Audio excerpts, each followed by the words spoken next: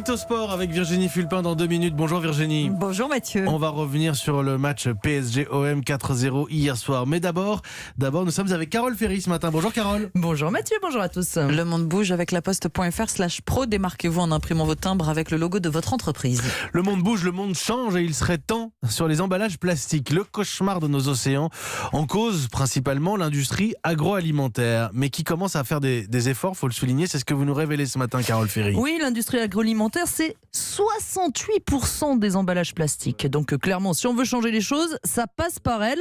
Alors la bonne nouvelle ce matin, c'est que l'ANIA, l'association qui regroupe toutes ces industries, s'engage à changer ses pratiques. Elle promet d'essayer d'avoir 100% de ces emballages plastiques réutilisables ou recyclables d'ici 2025 et d'incorporer 30% de plastique recyclé dans ces bouteilles de soda, d'eau, etc. Mais les bouteilles en plastique, ça se recycle. C'est même l'un des rares plastiques qui se recycle bien, non ?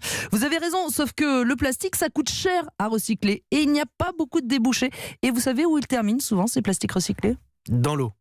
Dans les vêtements synthétiques. Quand vous les lavez en machine, le plastique recyclé s'en va dans les eaux usées, donc vous avez un peu raison, et ça finit en microplastique dans nos océans, donc dans l'eau effectivement.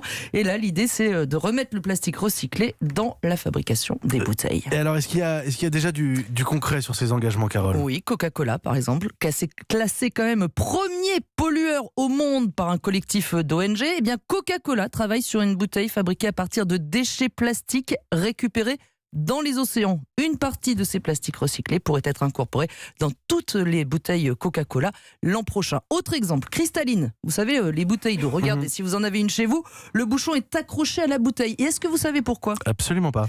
Parce que quand vous préférez répondre ça finalement. Quand vous jetez votre bouteille vide dans la poubelle jaune, eh bien, vous oubliez souvent le bouchon. Résultat 1, le bouchon n'est pas recyclé. 2, les oiseaux le confondent avec la nourriture et ils en meurent, d'où l'idée d'accrocher le bouchon à la bouteille. C'est tout simple. Pas bête. Il fallait le faire. Alors un dernier, le lait Candia. Vous voyez la fine couche d'aluminium à l'intérieur de la brique de lait, eh bien n'existe plus. Ça a demandé 3 ans de travail. Donc ça bouge. Ça c'est vraiment parce que les consommateurs le réclament. Mais il faudrait quand même aller encore plus vite, frapper plus fort, car selon plusieurs sources scientifiques, si rien n'est fait d'ici 2050, eh bien dans nos mers et nos océans, on aura plus de plastique que de poissons. C'est ce que je disais. Dans l'eau, merci beaucoup. Merci Carole Ferry. Le monde bouge et on vous le raconte tous les matins sur Europe 1. C'était le monde bouge avec laposte.fr/pro. La solution des pros pour se démarquer, imprimer des timbres avec le logo de votre entreprise en toute simplicité. Europe 1, 7h25.